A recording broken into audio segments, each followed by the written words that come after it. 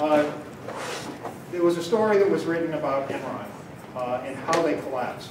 It was written by two professors out of the Harvard Business School. And one of the things that Enron did is this thing called market-to-market. They would take an asset. Let me describe one of the assets. They entered into an agreement with Blockbuster Video.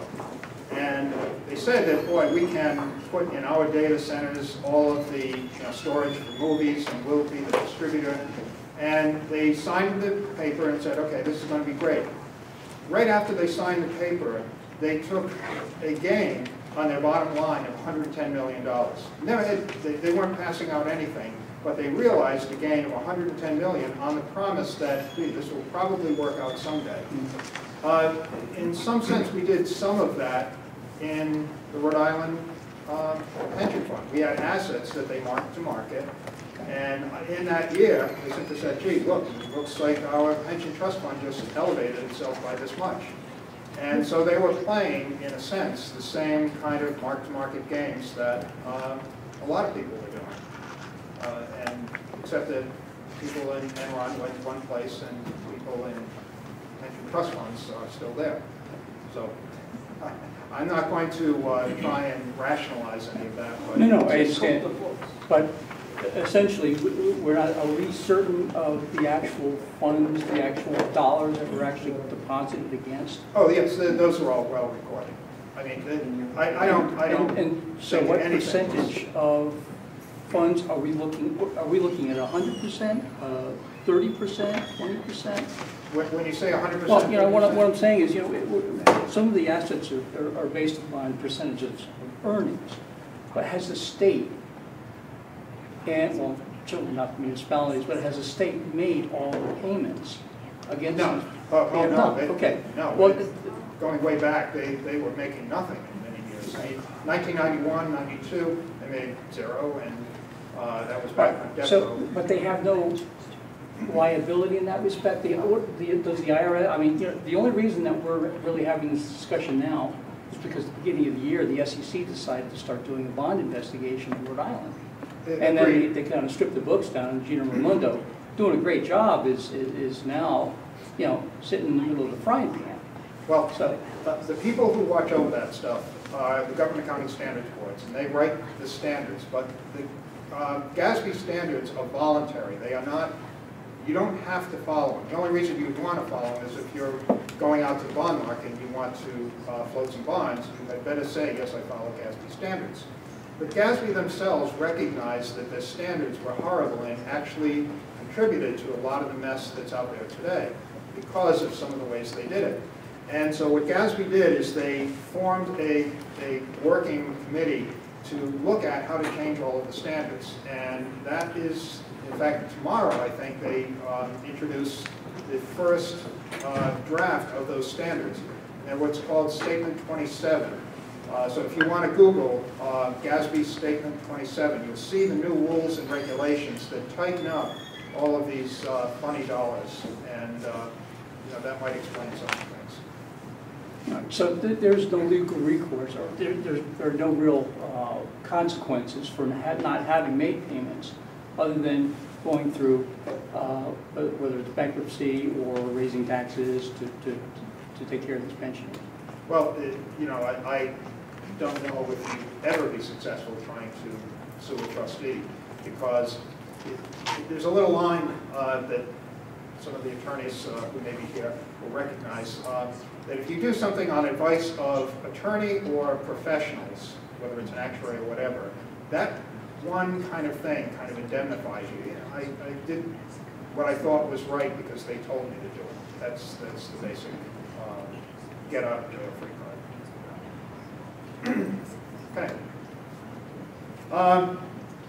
Stepping back to the worst on the lot. I ran some numbers just to sort of have them available for me, but we are truly the average percent of GDP, per capita GDP, for all of the states in the U.S. If you take the average GDP per individual for the state, the average of the pension liability runs at about 4% of the average individual GDP. And that's the pension liability. In Rhode Island, it's up to 10%. And that's with the old numbers. I haven't calculated it yet with the 6.8 million or billion. And so we're way at the bottom. So we're worse than West Virginia, and we're worse than Kentucky and Louisiana and places that we would have laughed at. But that's where we are. Anyhow, it probably is a good point to get us to some of the discussion on exactly what it is we can do about this problem. There are a number of things that I think make sense, and as I tell a lot of the people who, teachers and state workers, they had no friends when they were adding all the bells and whistles, the credit system, and let's include this person, and let's include lifeguard credit. They were actually subsidizing a lot of that with their contributions. So when the General Assembly was writing in all of these extra little ticket items, they weren't doing the teachers or the state workers or anyone any favors, because in the end, that's what's crippling the system and forcing some of these changes. When you take a look at the history of this, if they had just maintained a basic pension system similar to what most corporations would do, which is some multiplier times your years of service times your final salary or some salary, and kind of keep it very simplistic, I don't think this problem ever would have been created. If anyone thought that they were getting a sweetheart deal from the General Assembly when they were writing in all of these little extra perks, that's the farthest thing from the truth, because most of the pensioners never receive any of that. Most people go out with a basic pension, a reasonable pension, and so they're not really messing up the system per se. So I think that's one of the things that the General Assembly has to look at, is getting rid of the mountain of extras that are in the pension system and strip it down to a basic fundamental pension plan that can be easily managed. The next thing that I think they need to look at is this idea of wage spiking. It works in MERS that you cannot spike your final wages. It is a nice, predictable number. You know what it's going to be, and that's why MERS is so well funded, is they understood where the point was, and they were able to say, this is absolutely how much you have to put in. And I think that's an important point that, our numbers, as Ms. Raimondo has found out, she had a hard time even figuring out what's the liability. You go over to MERS and they go, sure, it's right there. We know exactly what it is.